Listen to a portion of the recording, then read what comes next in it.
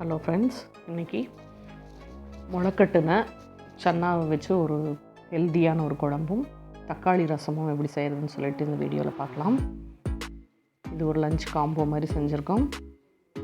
இது நீங்கள் ஸ்ப்ரவுட் பண்ணி முதல் நாளே வச்சுட்டு அடுத்த நாள் இதை ப்ரிப்பேர் பண்ணணும். இது ஒரு ஹெல்த்தியான டிஷ்ஷும் கூட. இதுக்கு என்னென்ன இன்க்ரீடியன்ட்ஸ் தேவைன்னு சொல்லிட்டு நம்ம போய் ஒன்றா பார்க்கலாம்.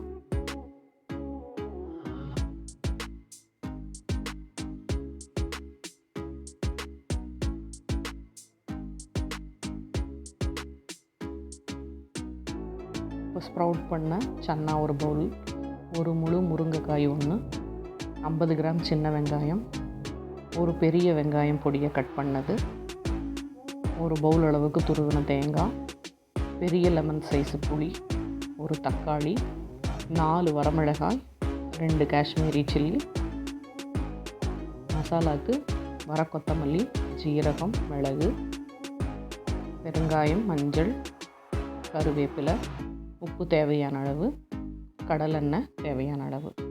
இப்போ ஃபஸ்ட்டு இந்த ஸ்ப்ரவுட் பண்ண சன்னாவை நம்ம பாயில் பண்ணி எடுத்துக்கலாம். இது ரொம்ப நேரம் ஆகாது, ஏன்னா ஒரு நாள் ஃபுல்லும் ஊறி ஒரு நாள் ஃபுல்லும் ஸ்ப்ரவுட் ஆகிறதுனால சீக்கிரமாக வெந்துடும். அதை நம்ம குக்கரில் வச்சுட்டு இந்த பக்கம் மசாலாவுக்கு என்னென்ன வேணுங்கிறத ரெடி பண்ணலாம். 1 ஸ்பூன் ஆயிலில் வர கொத்தமல்லி, ஜீரகம், மிளகு, இதை நம்ம லேசாக எண்ணெயில் வறுத்துக்கலாம். இதில் முழு ஸ்பூன் அளவுக்கு வர கொத்தமல்லி, அதை விட கொஞ்சம் கம்மியாக ஒரு 3/4 ஸ்பூன் அளவுக்கு ஜீரகம், 1/4 ஸ்பூன் அளவுக்கு மிளகு இருந்ததுன்னா போதும். 2 காஷ்மீரி சில்லி போட்டிருக்கோம். காரத்துக்கு தகுந்த மாதிரி நீங்கள் மிளகாயை கூட்டி குறைச்சி போட்டுக்கோங்க. 4 வரமிளகாய் நான் போட்டிருக்கேன். கருவேப்பிலை சேர்த்துக்கலாம். சேர்த்துட்டு இதில் லேசாக பச்சை வாடை போகிற அளவுக்கு வறுத்துட்டா போதும்.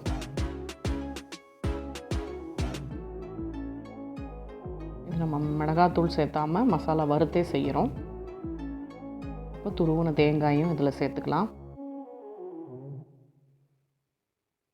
சேர்த்துட்டு தேங்காயில் இருக்கிற அந்த மாய்ஸ்சர் போக வரைக்கும் நம்ம வறுத்துட்டா போதும். இப்போ இதை கொஞ்சம் நேரம் ஆற வச்சுக்கலாம்.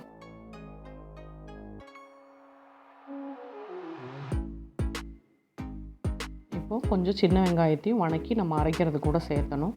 இப்போ ஒரு 2 ஸ்பூன் ஆயிலில் சின்ன வெங்காயம் சேர்த்துக்கலாம். இது கொஞ்சம் ஆயிலில் வதங்கணுங்கிறதுனால நான் இதை தனியாக வதக்கி அதில் சேர்த்துருக்கோம். சின்ன வெங்காயம் வதங்கிருச்சு. இதையும் நம்ம அந்த அரைக்கிற மசாலா கூட சேர்த்துக்கலாம்.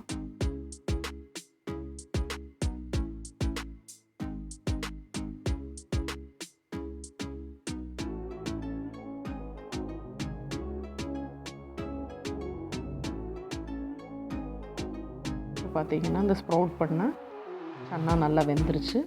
இதில் ஒரு அரை கரண்டி அளவுக்கு எடுத்து நம்ம இதையும் அந்த அரைக்கிற மசாலா கூட சேர்த்துக்கலாம். குழம்பு நல்லா கெட்டியாக வரும். இதை நம்ம நல்லா நைஸாக அரைச்சி எடுத்துக்கலாம். எப்போவுமே தட்டைப்பயிறு, இந்த சுண்டல் இதெல்லாமே ஒரு ஸ்பூன் நீங்கள் வேக வச்சு எடுத்து அரைச்சிட்டா குழம்பும் அதிகமாக வரும், கெட்டியாகவும் இருக்கும், நல்லா திக்காக ஸ்ட்ராங்காகவும் இருக்குது, பார்த்தாலே தெரியும். இப்போ நம்ம அடுத்தது 2 ஸ்பூன் ஆயிலில் பொடியை கட் பண்ண பெரிய வெங்காயம், கட் பண்ணி வச்சுருக்கிற முருங்கைக்காய் சேர்த்து நல்லா வதக்கிக்கலாம். இப்போ இதை நீங்கள் முருங்கைக்காய் பதில் கத்திரிக்காய் கூட சேர்த்துக்கலாம், சுரைக்காய் சேர்த்துக்கலாம், நல்லாயிருக்கும்.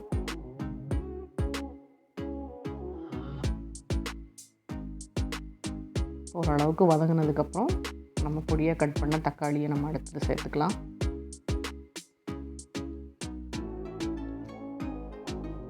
நீங்கள் தக்காளி வேணும்னா அதுலேயே நம்ம மசாலா அரைச்ச அந்த மசாலா கூடவே கூட நீங்கள் போட்டு தக்காளியும் நம்ம பேஸ்ட் பண்ணிக்கலாம். நம்ம சுண்டல் சேர்த்ததுனால நான் தக்காளி இதில் சேர்த்துருக்கேன். ஓரளவுக்கு வதங்கினதுக்கப்புறம் புளிக்கரைசல் சேர்த்துக்கலாம். சேர்த்துட்டு இப்போது வேக வச்சுருக்கிற இந்த சுண்டலையும் நம்ம இதில் சேர்த்துக்கலாம்.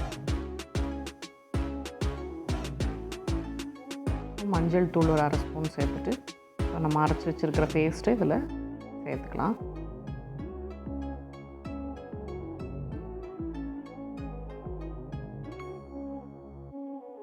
இப்போ உங்களுக்கு கொஞ்சம் நேரம் கொதி வரும்போதே உங்களுக்கு அந்த குழம்போட அந்த திக்கான ஒரு கன்சிஸ்டன்சி தெரியும்.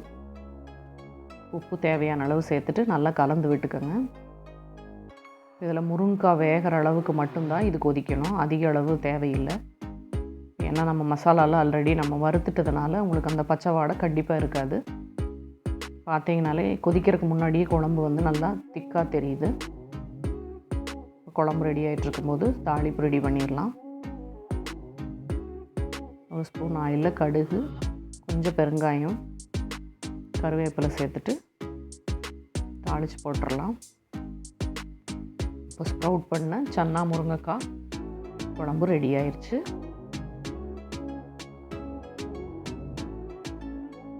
இதை நீங்களும் வீட்டில் ட்ரை பண்ணி பாருங்கள். டேஸ்ட் எப்படி இருக்குதுன்னு சொல்லிவிட்டு எனக்கு கமெண்ட்டில் சொல்லுங்கள்.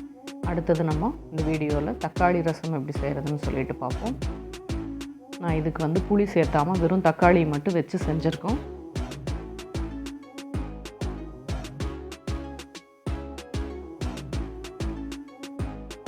இதுக்கு தக்காளி ஒரு 2 தக்காளி எடுத்து பொடியாக கட் பண்ணி வச்சுருக்கேன். தாளிக்கிறதுக்கு கடுகு, மஞ்சள் தூள் 1/2 ஸ்பூன், ரசப்பொடி 1/2 ஸ்பூன், தட்டி வச்சுருக்கிற பூண்டு 4 பல், பொடியாக கட் பண்ண மல்லித்தழை, தாளிக்கிறதுக்கு வரமிளகாய், கருவேப்பிலை, உப்பு தேவையான அளவு, பெருங்காயம் 1/4 ஸ்பூன் எடுத்துருக்கோம், எண்ணெய் தேவையான அளவு. இப்போ தக்காளி வந்து நம்ம ஜாரில் நல்லா பேஸ்ட் பண்ணிக்கலாம். உங்களுக்கு ரசம் தேவையான அளவு தக்காளியை சேர்த்துக்கோங்க. இதுக்கு கம்ப்ளீட்டாக நான் புளி போடவே இல்லை. பார்த்திங்கன்னா இந்த மாதிரி நம்ம அரைச்சி எடுத்துக்கணும். தக்காளியை நான் வேக வைக்கல, டைரெக்டாகவே அரைச்சி நான் கொதிக்க வச்சுக்கலான்னு சொல்லிவிட்டு நான் இந்த மாதிரி செஞ்சுருக்கேன். இது கூடவே மஞ்சள் தூளும் ரசப்பொடியும் இதிலேயே சேர்த்துக்கலாம். உப்பு தேவையான அளவு, மல்லித்தழை,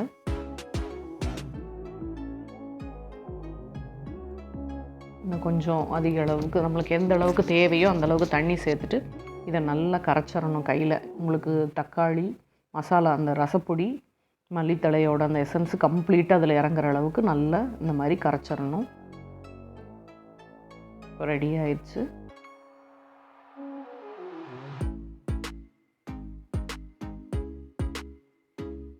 இப்போது ரசத்தை தாளிக்கலாம். கடாயில் வந்துட்டு ஒரு 2 ஸ்பூன் அளவுக்கு ஆயில் சேர்த்துட்டு கடுகு சேர்த்துக்கலாம் ஃபஸ்ட்டு. அடுத்து வரமிளகாய், நீங்கள் பச்சை மிளகாய் கூட போட்டு தாளிக்கலாம், நல்லாயிருக்கும்.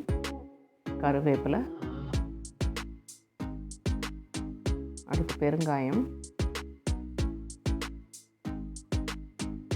தட்டி வச்சுருக்கிற பூண்டும் சேர்த்துக்கலாம். சேர்த்துட்டு இதில் லேசாக வதக்கிட்டு நம்ம அந்த தக்காளி மிக்சரை வந்து இதில் சேர்த்துக்கலாம்.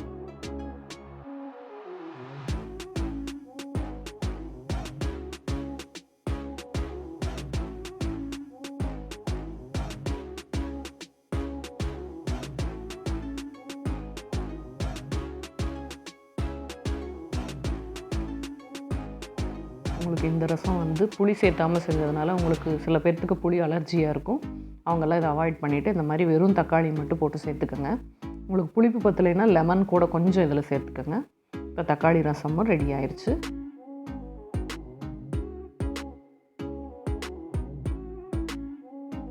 இது ரொம்ப நேரம் கொதிக்க விடணும்னு அவசியம் இல்லை. நீங்களும் இதே மாதிரி இந்த தக்காளி ரசத்தையும் வீட்டில் ட்ரை பண்ணி பாருங்கள். டேஸ்ட் எப்படி இருக்குதுன்னு சொல்லிவிட்டு மறக்காமல் கமெண்ட்டில் சொல்லுங்கள். இப்போ இன்றைக்கி நம்ம இந்த வீடியோவில் வந்து ஒரு ஹெல்த்தியான ஸ்ப்ரவுட்டட் சன்னா குழம்பும் டொமேட்டோ ரசமும் பார்த்துருக்கோம். இதே நான் வந்து ஸ்ப்ரவுட் பண்ண பாசிப்பயிரும் பொரியல் செஞ்சுருக்கேன். அது இன்னொரு வீடியோவில் உங்களுக்கு நான் காட்டுறேன். இது நல்ல ஒரு லஞ்ச் காம்போவாக இன்றைக்கி நீங்கள் இதை பார்த்துருப்பீங்கன்னு நினைக்கிறேன். இந்த வீடியோ உங்களுக்கு பிடிச்சிருந்ததுன்னா மறக்காமல் சப்ஸ்கிரைப் பண்ணுங்கள்.